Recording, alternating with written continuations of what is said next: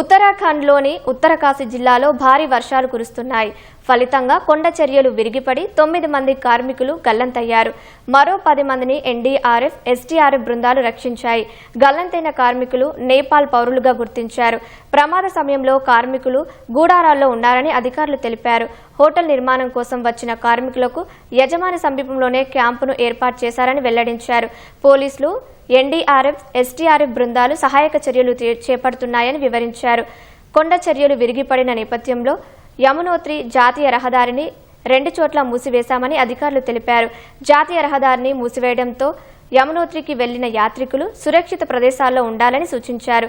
గల్లంతైన కార్మికులు సురక్షితంగా బయటపడాలని ఉత్తరాఖండ్ సీఎం పుష్కర్ సింగ్ ధామీ ఆకాంక్షించారు.